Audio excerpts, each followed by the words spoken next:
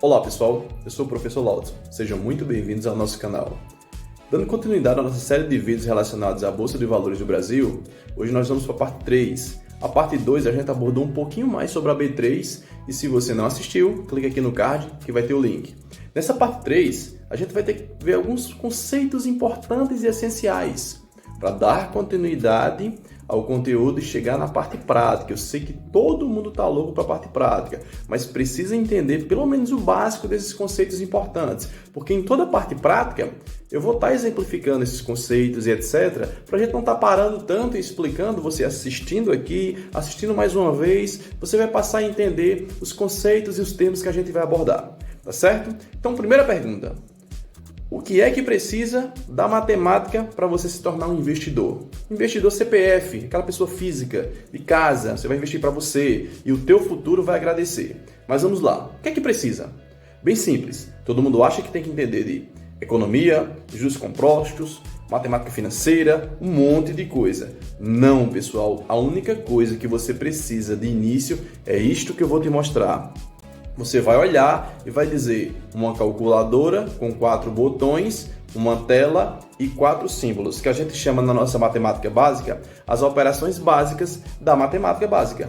Tá certo? Ficou meio redundante, mas é isso mesmo. Operações básicas. Então, pessoal, a gente aprendeu isso lá na 4ª série, certo?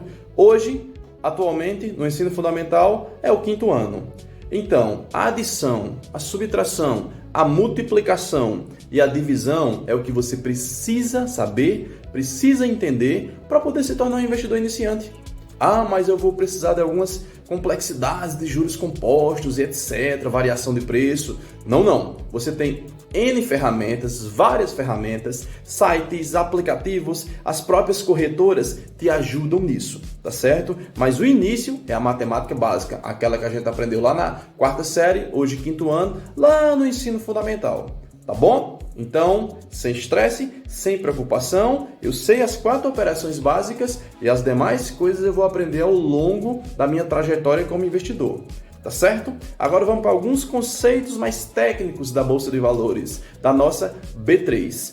Então vamos lá. Eu listei aqui para vocês alguns, tem vários, porém eu citei esses porque são alguns que a gente vai falar um pouquinho no decorrer da nossa prática, tá certo? Então vamos lá. Primeiro, o que são ativos? Eu já falei no primeiro vídeo, repeti no segundo vídeo. Nesse nosso terceiro vídeo, nessa parte 3, o que são ativos? A grosso modo, de maneira direta, são os produtos que a gente pode comprar na Bolsa de Valores, na B3. Ponto.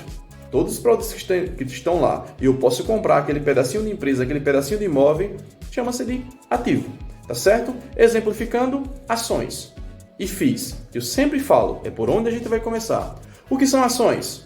É um ativo, é um produto que eu posso comprar. Que significa o quê? Um pedacinho de uma empresa. Eu me torno sócio da empresa, certo? E logicamente vou receber dividendos e etc, alguns rendimentos por ela. Dependendo da empresa, tem uma abordagem diferente da outra, tá bom?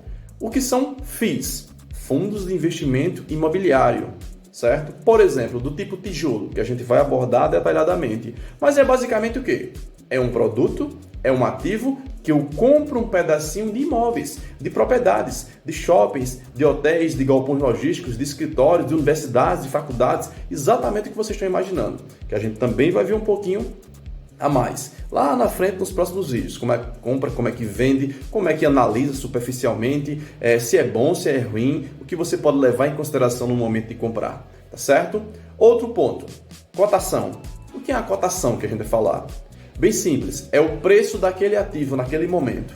Ponto. Quanto está custando a ação da Petrobras nesse momento?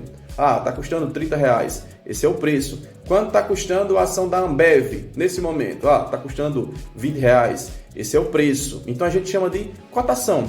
Quanto está sendo cotado no momento de comprar e no momento de vender? É o preço. Tá certo? Não esqueçam, a gente sempre está falando ações, FIIs, ações e FIIs. Os ativos são os produtos, mas existem vários. Esses são os dois principais, os cargos-chefes, que a gente inicia o nosso mundo de investimento, tá certo? Agora vem uma sigla, IPO, que a gente chama IPO, que vem do inglês e, obviamente, traduzindo para vocês, oferta pública inicial. Lá no segundo vídeo, no vídeo anterior, quando eu falei para vocês que na bolsa, na B3, tem 400 empresas listadas disponíveis para compra, provavelmente surgiu a dúvida em alguns de vocês. Como assim listadas, disponíveis? Eu entendi, eu posso comprar um pedaço daquela empresa.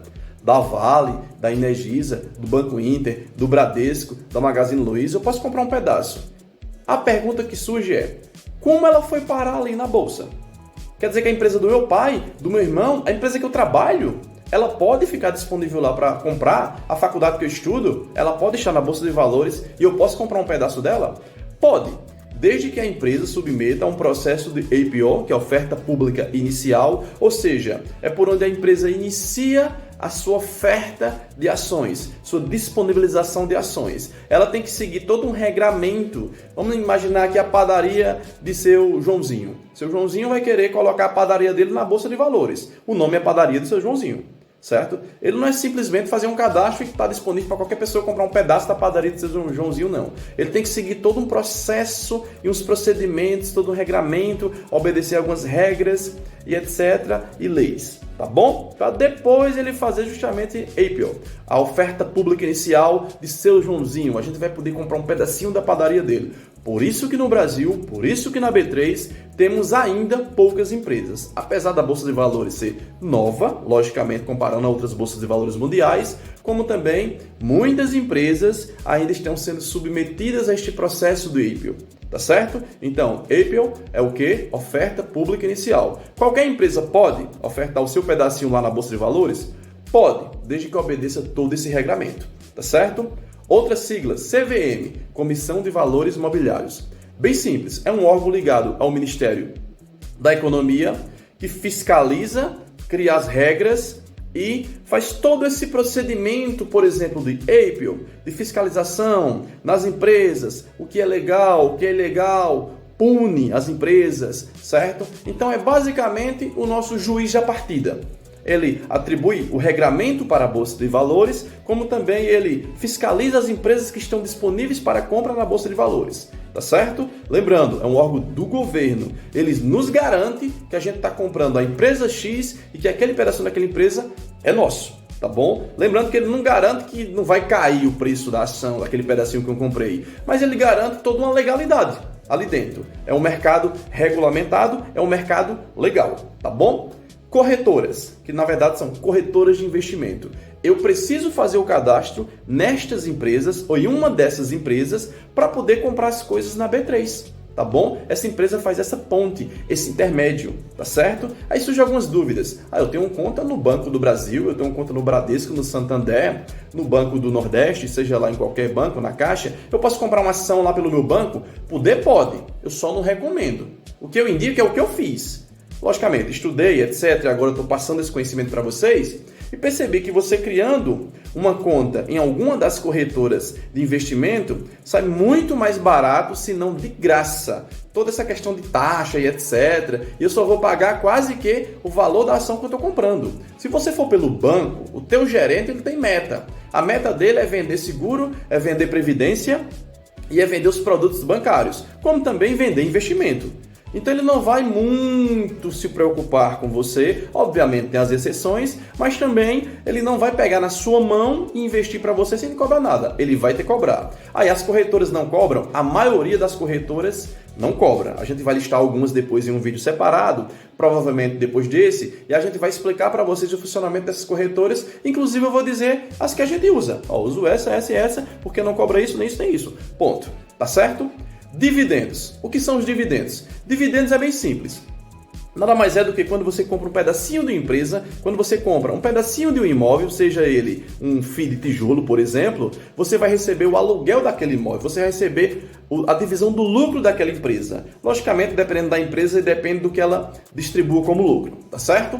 Então, nós temos os dividendos, são os rendimentos que você vai receber, seja ao mês, seja trimestralmente, seja mensalmente, tá certo? Tem outros tipos de rendimentos que a gente recebe, como por exemplo, juros sobre capital, que as empresas pagam também, tá bom? Mas o mais conhecido aqui seria os dividendos, que depois a gente vai entender essa diferença, tá certo? Então se eu compro um FII, um pedacinho de um shopping, mês que vem eu já vou receber um aluguel diretamente na minha conta da corretora, então eu estou recebendo dividendos, tá bom? Posso chamar de rendimento? Pode, é o meu rendimento mensal, é o meu rendimento trimestral, tá certo, pessoal? Então, pessoal, Era isso que eu tinha para falar para vocês, era isso que eu tinha para passar para vocês. Agradeço demais a presença de vocês. Curtam, comentem, compartilhem. Em breve a gente vai entrar na parte prática, tá certo, pessoal? Estou aqui mastigando um pouco a pouco ali a questão dos conceitos fundamentais e tentando exemplificar para vocês através do nosso dia a dia, tá certo? Muito obrigado e até o próximo vídeo. Tchau, tchau!